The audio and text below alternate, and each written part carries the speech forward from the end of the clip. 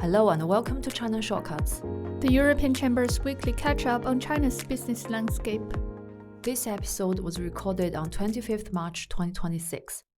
China received over 161 billion yuan in foreign direct investment, or FDI, between January and February 2025.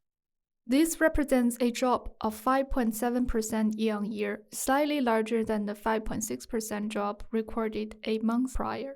FDI into high-tech industries continued to increase with 39.2% of total FDI, or 63.21 billion yuan, between January and February being invested in these sectors. This represents an 8.5% jump compared with the same period last year.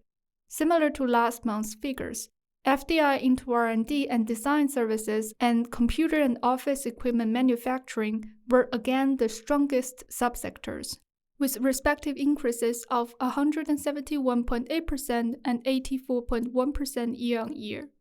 By country, investment from Canada surged in February, increasing by 210% year-on-year.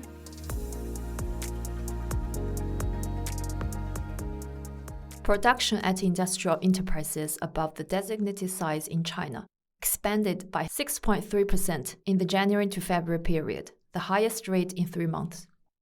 The manufacturing industry saw strong growth of 6.6% year-on-year, while the mining industry expanded at 6.1% year-on-year. Production expanded in 35 out of the 41 major industrial subsectors in the January to February period.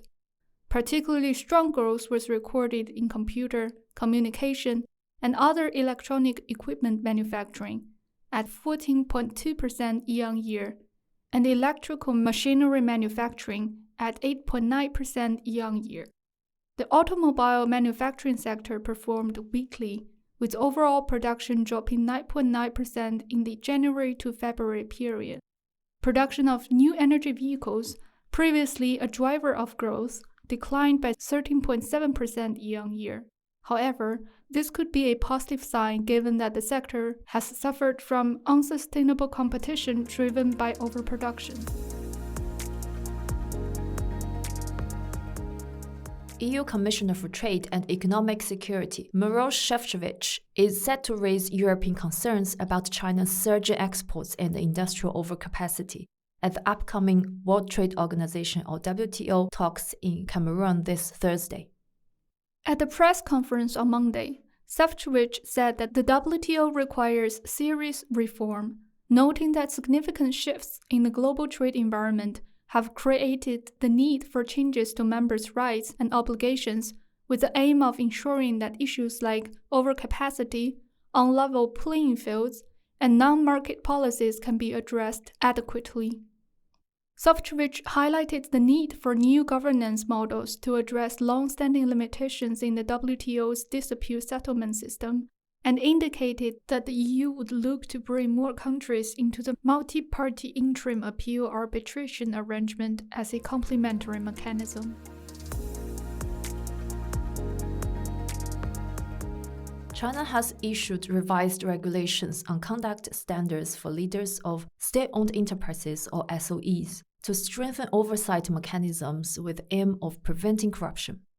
The updated rules, originally introduced in 2009 and recently revised by the Communist Party of China's Central Committee and State Council, apply to leaders across wholly state-owned, state-controlled, and state-influenced enterprises, including financial firms.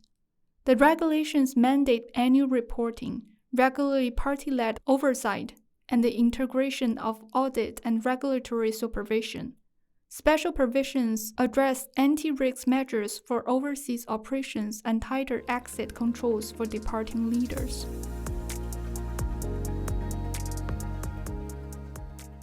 Join the European Chamber's breakfast roundtable with Dr. Wang, China Director at the Eurasia Group, and former chief economist at Hang Seng Bank China.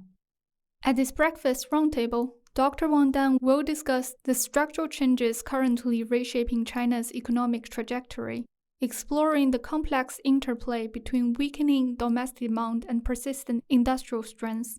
The session will examine how these dynamics differ from previous growth cycles, driven by the investment and the property sector, and what they mean for foreign businesses operating in an increasingly differentiated market environment.